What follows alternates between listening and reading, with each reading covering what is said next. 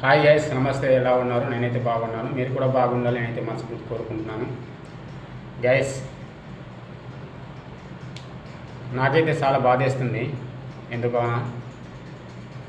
ఆ విషయం మీతో షేర్ చేయాలనుకుంటున్నాను, కానీ చెప్పను.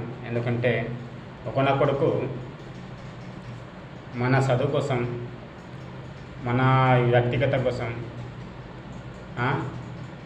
లేనిపోని తిక్కపుక్కు మాట్లాడుతున్నాడు. నాకు డబ్బు లేకపోవచ్చు, వాళ్ళకి డబ్బు ఉండవచ్చు. డబ్బు ఉందని గౌరవంతో విర్రవేగితే నువ్వు ఎక్కడ పడతావో అక్కడే పడతావు. ఊర్లో నువ్వు డబ్బు కొట్టుకుంటూ మాట్లాడితే సరిపోదు భయ్యా. బయటి ప్రపంచంకి వెళ్ళి గౌరవంగా మాట్లాడాలి. ఊర్లో ఉంటూ ఇది చేస్తాను, అది చేస్తాను, అది పీకుతాను, ఇది పీకుతానంటే చెల్లాని పని. అది బయటికి వెళ్ళి మాట్లాడాలా, అప్పుడు మొగాడైతే తెలుస్తుంది. నిజంగా చెప్తున్నా, నా జోలికి కానీ నా పేమెంట్ జోలికి కానీ వస్తే ఎవరిని కూడా వదిలిపెట్టాను. ఫస్ట్ అండ్ లాట్ వాని జాగ్రత్త. ఒళ్ళు దగ్గర పెట్టుకుంటూ మాట్లాడితే మంచిది.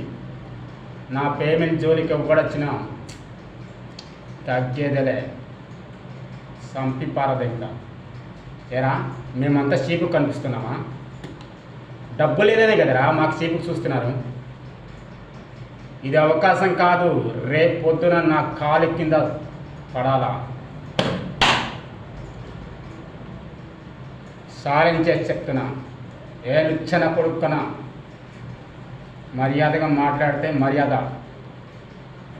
ఎంత గౌరవం ఉంటే అంత గౌరవం ఉంటే తేడాలు వస్తే తోలు తీస్తాను కొడుక.